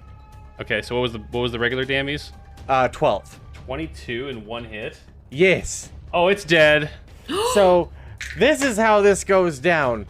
I strike in with my longsword, and then I channel my divine energy into the javelin, and it just arcs like a Tesla coil into the flay. Oh, nice. Yeah, like you cut it and just stab with the javelin, and it kind of explodes out the back from radiant energy. That's wonderful. And then I'm gonna turn around and I'm like, you still want to do it with this one? I don't think that one's gonna matter. And then I go and I try to shove the other one on the ground. Okay.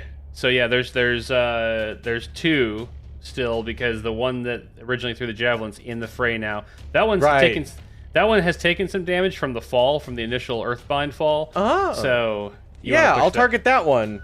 Okay. This is what you get for taking what is mine, which I threw at you. All right, what'd you get on the athletics? 22. Oh my god. I thought it rolled well. It rolled an 18. Okay. It's prone.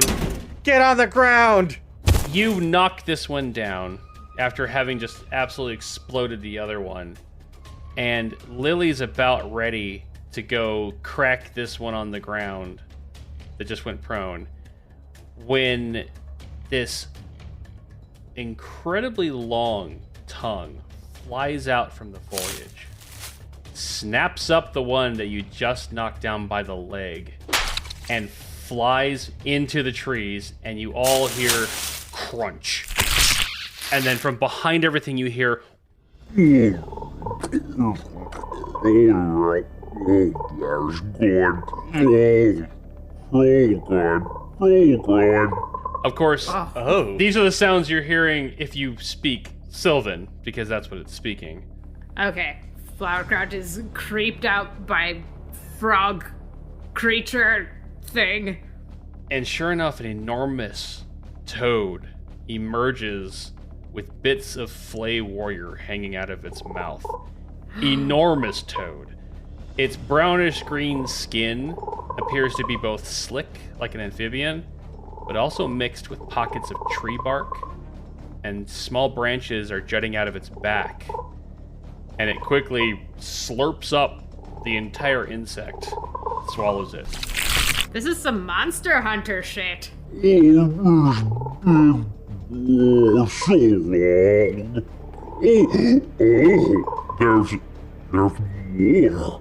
And it looks at the other flays there and the centipede, and it's got its eyes locked on the insects. Lily is kind of stunned, standing there looking at this giant thing, and she's going to disengage her turn, and she's going to move away and kind of get back over to where Flowerkraut is. And that's going to be Lily's turn, and she's like, what the fuck? The flays, they don't seem to have noticed this thing. Because they're just like right in your face. So they're going to keep on keeping on. There's 2 left? Yeah, there was... No, I'm sorry. The one that... You're right, there's just 1 left. Because the one you just knocked down just got eaten. So he doesn't have advantage anymore. This one poor flay attacking you. Is that the one that is earthbound, though? No. The one that was earthbound was the one that just got crunched. That just got sucked I up. gotcha. Okay. This one rolled a 19 to hit. That'll do it. Unless I use my shield, I'm gonna use Bardic to up my AC. Ooh, rolled a d8. All right. It doesn't matter because you have an 18, right? So by using your Bardic, it's gonna auto miss since you can't roll less than a 1. Yay. Okay. It was a 4, by the way. Nice. Thanks, Timothy. That's the first time that's been utilized that way. That's awesome. Let's see here. That was the flay. That was the only flay that's still up. Flowerkraut, it's your turn. Oh god. Nature check. Would that wouldn't take an action, right? That'd be like a bonus. It's like a knowledge check. It's like a free action. Okay, I know that you said it was eyeballing the bugs, but I'm curious if this thing would have any interest in eating us.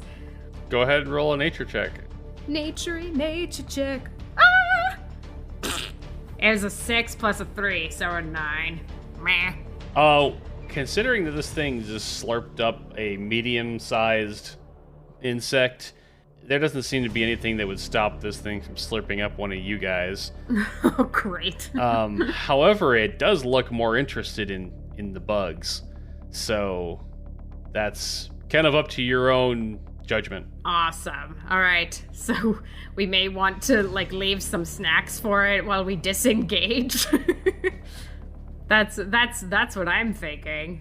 So are you continuing to move towards the cliff, or are you going to help out Sherman? I might need to help out some buddies to get them up top near Timothy.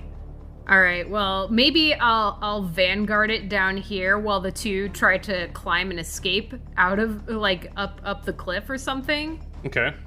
And so I'll probably just keep attacking the centipede that's down here. Okay. I'll try and hold them off. You two get up top with Timothy. And I'm going to do an elderly blast at the centipede. All 3 Flowerkrauts bend over.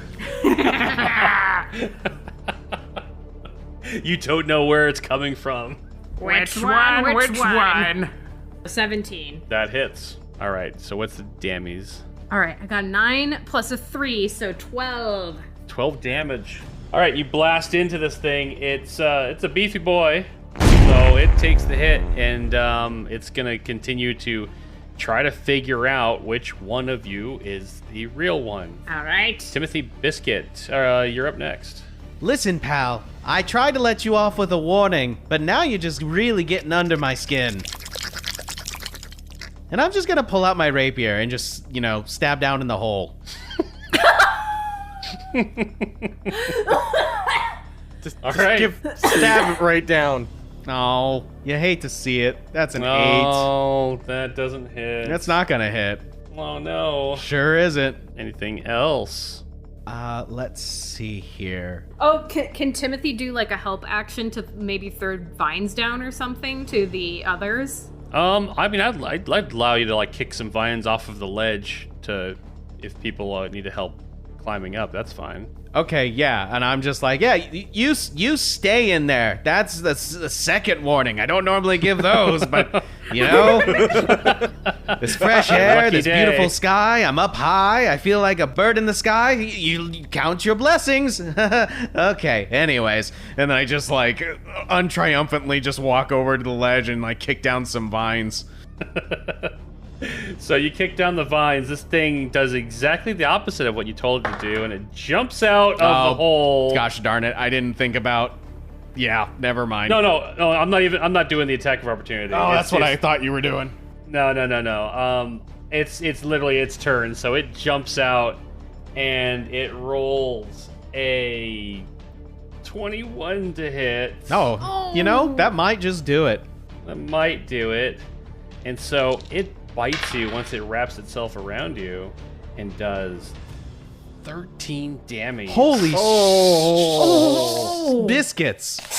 I am almost donezo. And Oh yeah, you're definitely learning your lesson.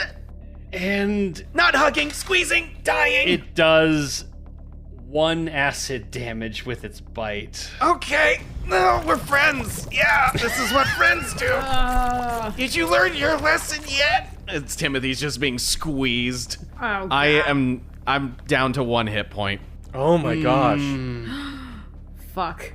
The centipede on the ground level is going to go after yet another Flowerkraut. So Flowerkraut, give me another dice roll to see if it attacks one of your illusions. You got it. Also, side note, when you were like shuffling around the dice, it sounded like the centipede like mandible sound like. Oh, that's Nice. good folly. That's All that right. good folly, though. Okay, I got a 14. Okay, yeah. So you have to roll an 8 or higher to choose which one. So Phew. so it's going. Oh, I need to roll concentration again. Oh yes, you do. And it jumps onto another illusion, and it poofs from existence. And more cackling from the last 2 Flowerkrauts. The Flowerkraut twins. I just rolled a 19 on my Constitution saving throw to You're keep good. bless up. Everyone is still blessed. You just see like 2 little hands pop out from like this crushing centipede, and you're just like, everyone's having a good time. So the other thing, Timothy, you are grappled by this thing because it's Oh, wrapped I know. itself That's around why I sound like I'm being crushed. Sherman, it is your turn. My Timothy's in danger sense is tingling. Oh no. I'm still engaged with these others. Just the one. There's just one flay. Yep. Paint this for me. Did the giant toad come out from behind us or from the cliff? From the side. From the side. Okay. Shove it to the toad. I Give it to the toad. am going to do a full disengage run Okay. to get start climbing up the vines. Okay, give me an athletics check. Athletics. That's crit. Critty. Dude. Dude. Brandon Okay. graces us again. So you have to run about 15 to get to the wall, and then you had 15 left to climb up. So you'll be able to get to the top on your next turn with continuing to climb. Okay. Because you had to take your action. You couldn't do a full movement because of the disengage. Gotcha. So gotcha. you're on the wall on your way up. After your turn, Sherman, the toad looks around. You've got this flay just kind of standing by itself out in the middle of the field, but it eyeballs, and I rolled to see if it could actually notice this. It eyeballs Timothy's centipede up there. Oh! No! Oh no! I haven't seen one of those in a long time. There's another one right freaking there, man. It's closer. How big of a tongue does this thing have? This thing's tongue flies like literally the 50 feet necessary to get to the top of this cliff. Grabs the centipede. Timothy goes with it because he's wrapped with this thing. And he goes, crunch! But Timothy, you tumble out of its mouth and you fall to the ground from this thing's mouth. Can I do something want a as a feather reaction? I cast Featherfall. You sure can. You feather fall as this thing crunches down on the centipede and is munching it.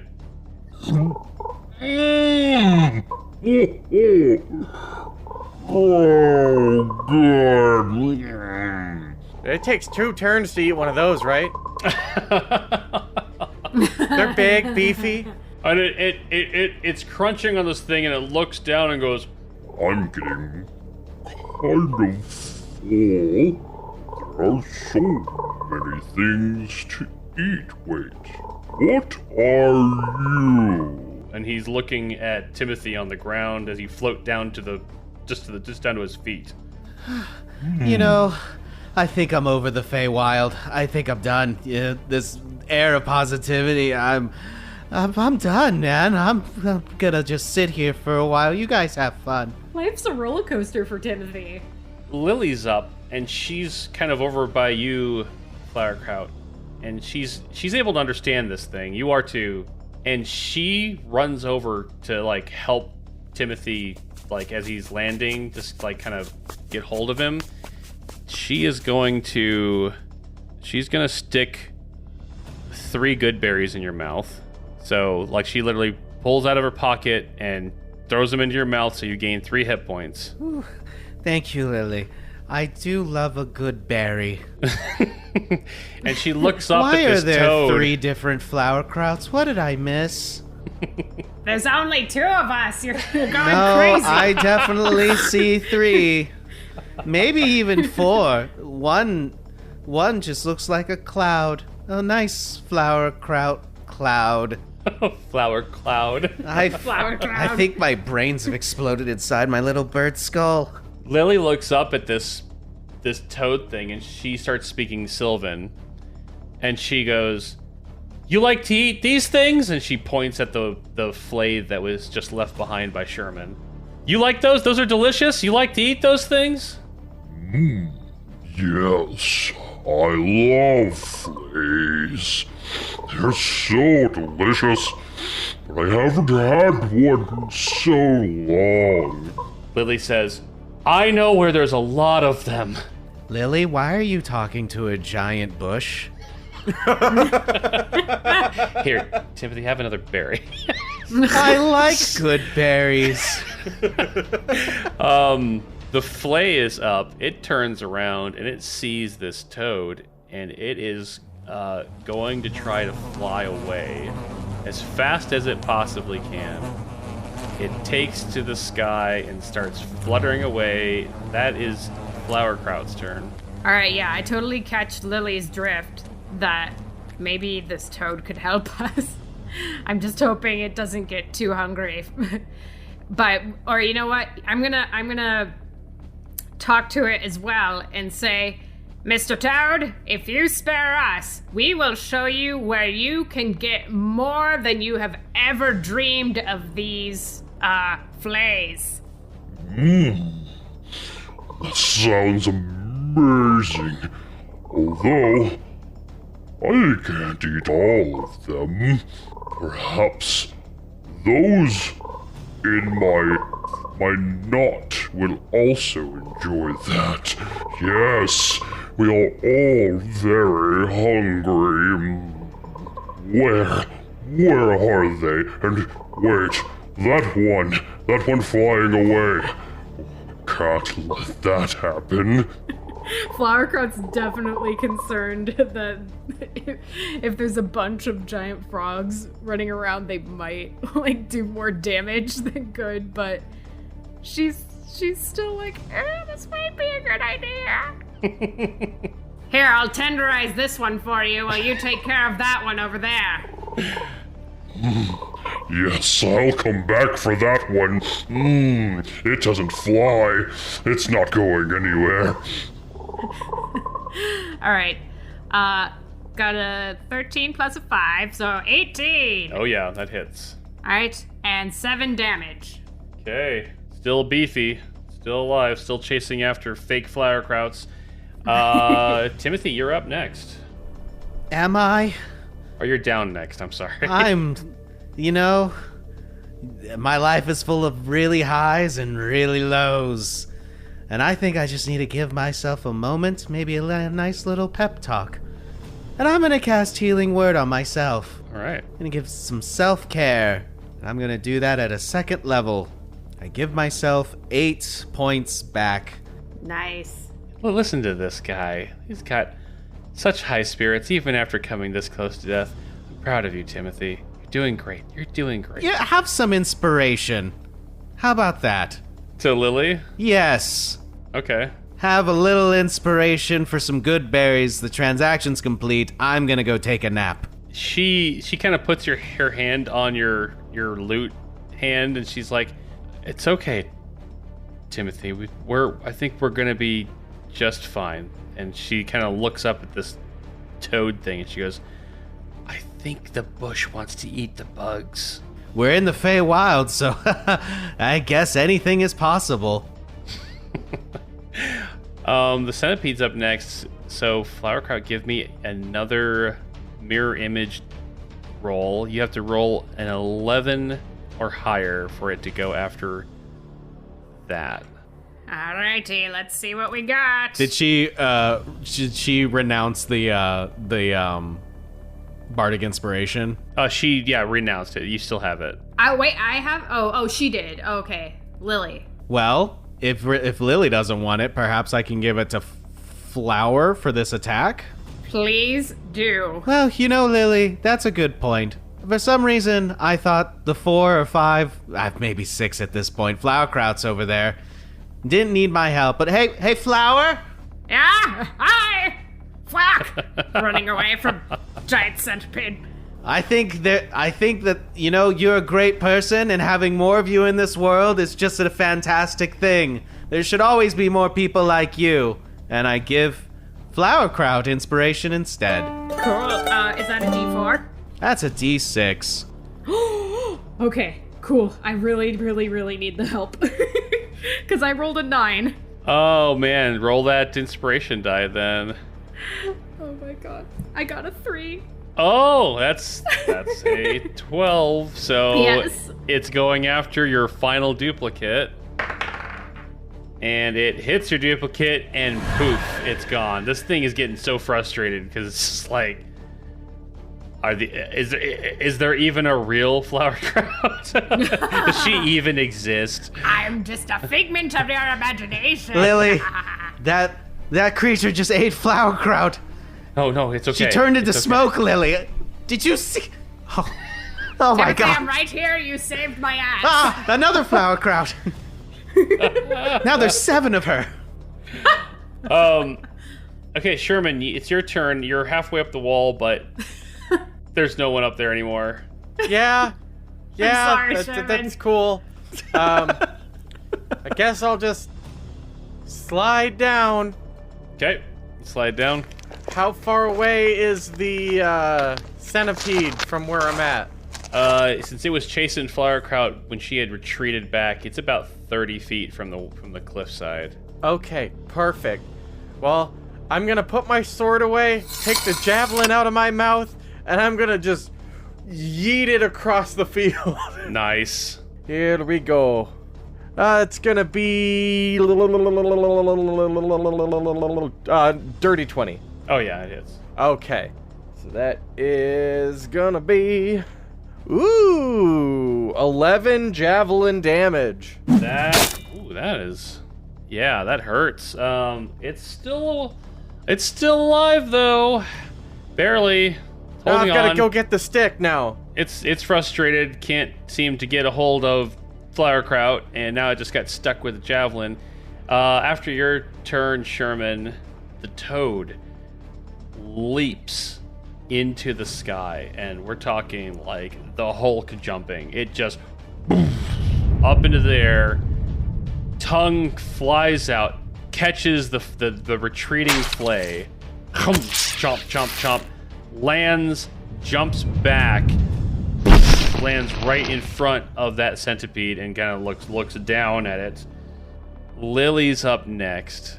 She is gonna go ahead and she's got Timothy kind of with one arm as she's keeping him standing. With the other, she waves her staff around and she casts Thorn Whip at this thing. And she crits. Oh. Holy crap. Lily, tame that beast. And she does 13 damage with Thorn Whip. And this thing dies. That's okay. It's still warm. But, I've had so much already. Lily looks up at this toad and she's like, "You said you had more of you? Are they hungry?" Oh, yes. We've been here a very long time. And there aren't many flays these days. This has been so wonderful. Please tell me, where are the rest? Well, I'll be happy to take you there, but we probably want to have more of you because there's a lot. I mean, there's so many of them. You'll be eating for days at least. You don't eat things like us, do you? And if I said yes? Okay, I get it. How about this? You promise not to eat us, and we'll show you where those flays are. Eat now, or eat more later? Very well. Let us go get the others. And he hops over to you guys, and he says, The king will want to know. I cannot keep secrets from him. I must take you to King Tibber. and that is where we'll end our episode.